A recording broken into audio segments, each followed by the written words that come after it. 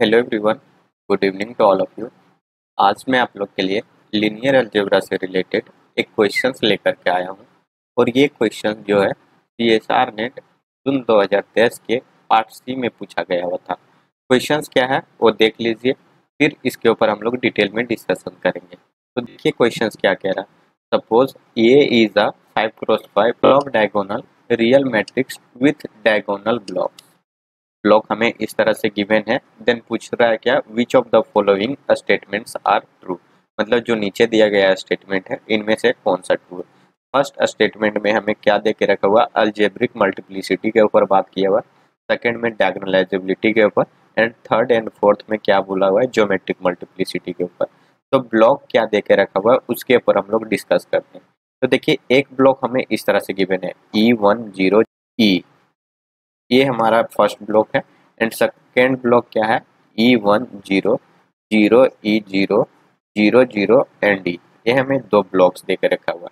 अब देखिए जब भी आपको ब्लॉक इस तरह से गिवन हो तो इन दोनों ब्लॉक्स को आप देखिए, यहाँ डायगोनल एंट्रीज क्या आ रहा है, ई आ रहा है। मतलब ये दोनों ब्लॉक्स किस टाइप के हैं, अपर ट्रायंगुलर टाइप के हैं। और कोई भी मैट्रिक्स आपको अपर ट्रायंगुलर टाइप का मिले तो जो उसका डायगोनल में एलिमेंट होते हैं वही क्या हो जाता है, उस मैट्रिक्स का आइगन वैल्यू हो जाता है। तो देखिए यहाँ जो आइगन वैल्यू होगा इस मैट्रिक्स का 2x2 का जो ब्लॉक है इसका आइगन वैल्यू क्या हो जाएगा, ई हो जाएगा। और ये 2 टाइम्स रिपीट कर रहा है। सिमिलरली सेकेंड वाला ब्लॉक देखिए, इसमें भी डायगोनल में क्या है, ई है। और इसमें कितने टाइम्स रिपीट कर रहा है, इसमें 3 टाइम्स रिपीट कर रहा है। तो टोटल हमें मैट्रिक्स क्या दे के रखा हुआ था, 5x5 का मैट्रिक्स है। और ये जो ब्लॉक्स आप लोग को दिख रहा होगा, ये ब्लॉक किसका है, मैट्रिक्स ए का ही ब्लॉक ये गिवन है, जिसे हमें दो पार्ट में डिवाइड करके दिया हुआ है। अब सिंपली अगर हम लोग इस मैट्रिक्स के फॉर्म में जो 5x5 का ब्लॉक है उसमें अगर लिखना चाहें तो कैसा दिखेगा वो देख लीजिए। यहाँ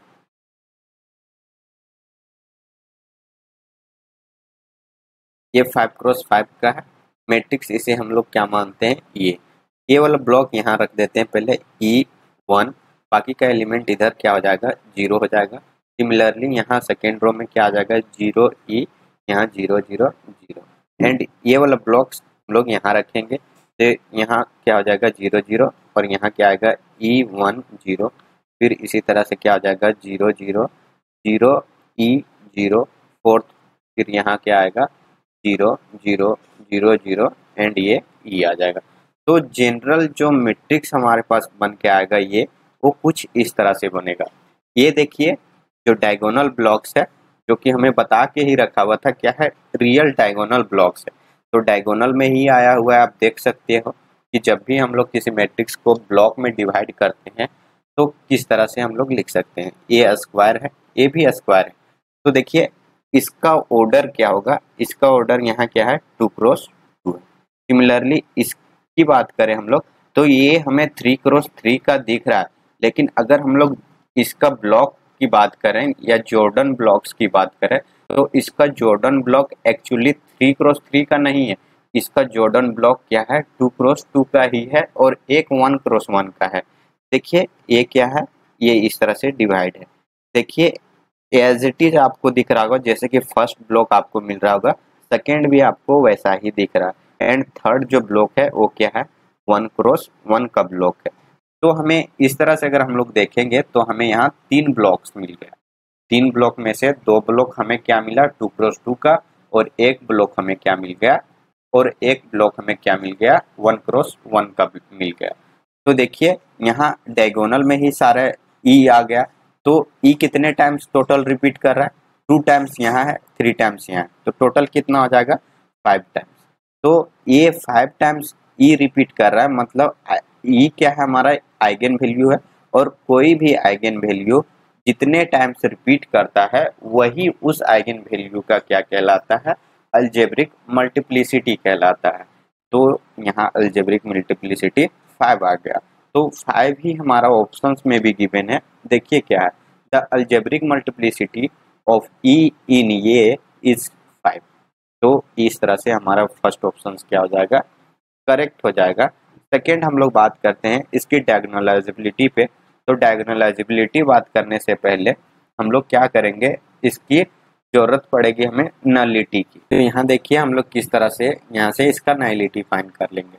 तो क्या हो जाएगा, a माइनस ई आई करके हम लोग इस मैट्रिक्स को रिड्यूस करेंगे। देखिए मैट्रिक्स किस तरह से बनेगा, जब ई में से ई को सब्ट्रैक्ट करेंगे तो यहाँ 0 हो जाएगा, यहाँ 1 होगा और बाकी एंट्रीज यहाँ क्या है 0 0 0। एंड नेक्स्ट रो में क्या हो जाएगा, ये 0 हो जाएगा, ये भी यहाँ 0 होगा और कंप्लीटली ये रो 0 मिल जाएगा। सिमिलरली थर्ड रो देखिए, ये 0 होगा, ये भी 0 एंड ई में से ई को सब्ट्रैक्ट करेंगे तो ये भी 0, ये 1 बचेगा और ये क्या बचेगा 0, ये भी 0 0 0, यहाँ भी 0 और ये भी 0 हो जाएगा।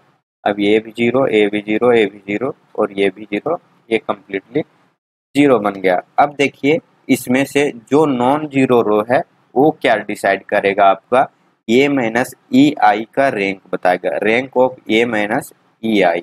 तो नॉन जीरो रो कितना हमारे पास 2 ही रो है, तो 2 रो है तो इसका रैंक क्या आ गया 2 आ गया। अब रैंक हमें 2 पता चल गया तो इसका नलिटी भी फाइंड कर लेंगे। तो नलिटी कैसे फाइंड करते हैं हम लोग, the nullity of A minus E I क्या हो जाएगा, N minus rank of A minus 2 I. तो rank of A minus 2 I क्या है 2 है और n का वैल्यू क्या है, n का वैल्यू यहाँ 5 है, क्योंकि मैट्रिक्स जो हमारा था क्या था 5 क्रॉस 5 का। तो 5 में से 2 को सब्ट्रैक्ट कर देंगे तो 3। तो इसका नलिटी जो आ गया वो क्या आया 3 आ गया। और जो आइगन वैल्यू e के रिस्पेक्ट में नलिटी हम लोग फाइंड कर चुके हैं, तो जितना इसका नलिटी है वही क्या हो जाएगा इस मैट्रिक्स का ज्योमेट्रिक मल्टीप्लिसिटी हो जाएगा।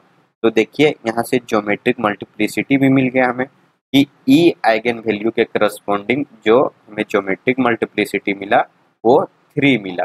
अब यहाँ हम लोग बात करते हैं डायगोनलाइजेबिलिटी के ऊपर। तो किसी भी मैट्रिक्स को हम लोग डायगोनलाइजेबल मैट्रिक्स तब बोलेंगे जब जो हमारे पास आइगन वैल्यू मिला हुआ है उस आइगन वैल्यू के करस्पॉन्डिंग हमें algebraic multiplicity and geometric multiplicity दोनों इक्वल मिल जाए। तो अलजेब्रिक मल्टीप्लिसिटी आइगन वैल्यू ई के करस्पॉन्डिंग क्या आया हुआ है 5 आया हुआ है और ज्योमेट्रिक मल्टीप्लिसिटी आइगन वैल्यू ई के करस्पॉन्डिंग हमें क्या मिला हुआ है, यहाँ देखिए 3 मिला हुआ है। तो 5 कभी भी 3 के इक्वल नहीं हो सकता और ये 5 3 के इक्वल नहीं है। इसका मतलब ये है कि जो ज्योमेट्रिक मल्टीप्लिसिटी है वो अलजेब्रिक मल्टीप्लिसिटी के इक्वल भी नहीं है। और जब अलजेब्रिक मल्टीप्लिसिटी ज्योमेट्रिक मल्टीप्लिसिटी के इक्वल ना हो तो यहाँ से हम लोग बोलेंगे कि गिवन जो मैट्रिक्स है वो हमारा क्या है डायगोनलाइजेबल नहीं होगा। तो सेकेंड ऑप्शंस में यही बता के रखा हुआ है ये इज नॉट डायगोनलाइजेबल। तो इस तरह से सेकेंड ऑप्शन हमारा करेक्ट होता है। थर्ड ऑप्शन क्या है, ज्योमेट्रिक मल्टीप्लिसिटी ऑफ ई इन ये इज 3। तो ज्योमेट्रिक मल्टीप्लिसिटी हमारा 3 आया हुआ है, इट मीन्स दैट थर्ड हमारा करेक्ट ऑप्शन होगा। एंड फोर्थ ज्योमेट्रिक मल्टीप्लिसिटी इसमें 2 दे के रखा हुआ है, तो इस तरह से फोर्थ हमारा इनकरेक्ट हो जाएगा। तो अगर हम लोग को इस तरह से ब्लॉक्स गिवन हो और उसके बारे में कुछ इंफॉर्मेशन पूछ ले जैसे कि अलजेब्रिक मल्टीप्लिसिटी, ज्योमेट्रिक मल्टीप्लिसिटी या डायगोनलाइजेबिलिटी के ऊपर या उसका आइगन वैल्यू क्या होगा, तो हम लोग इस तरह से इसे फाइंड कर लेंगे। तो आई होप आप लोग को